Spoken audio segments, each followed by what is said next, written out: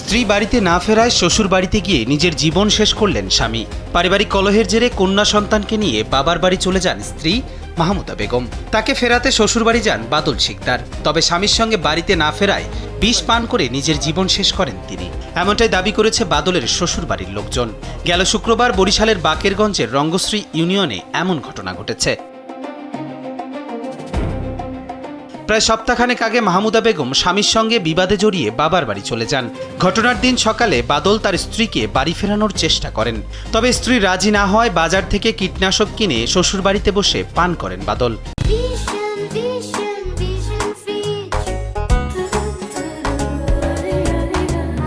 সেখান থেকে উদ্ধার করে বাকেরগঞ্জ উপজেলা স্বাস্থ্য কমপ্লেক্সে নেওয়া হলে কর্তব্যরত চিকিৎসক তাকে মৃত ঘোষণা করেন। বোতরা বাজারে গেছে, এখানে বলছে যে আমি পুলিশ আনতে যাই। আর বোতরা বাজার যাই কি করছে না করছে তা তো জানি না। উনি এবার এখান দিয়ে আসছে, উনি ওখান দিয়ে রাস্তার মাথা থেকে মনে উনি কিছু খাইছে বিষ। এখানে বোতলটা ফালাইয়া বলে কি আমি বিষ খাইছি।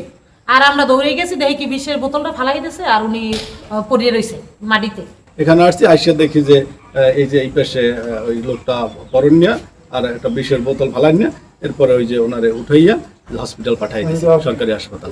ঘটনার সত্যতা নিশ্চিত করে পুলিশ জানিয়েছে, তাদের কাছে এমন খবর আসলে দ্রুত ঘটনাস্থলে যান তারা। পরে ময়নাতদন্তের জন্য মরদেহ বরিশাল শেরেবাংলা মেডিকেল কলেজ হাসপাতালের মর্গে পাঠানো হয়।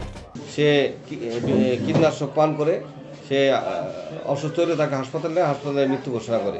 আমাদের এসআই মেহেদি তার সুরতহাল করে পোস্টমর্টমের জন্য শেরেবাংলা মেডিকেল কলেজ হাসপাতালে প্রেরণ করছে। ভিসেরা এবং পোস্টমর্টম পর করে মৃত্যুর আসল রহস্য আমরা উদ্ঘাটন করতে পারব।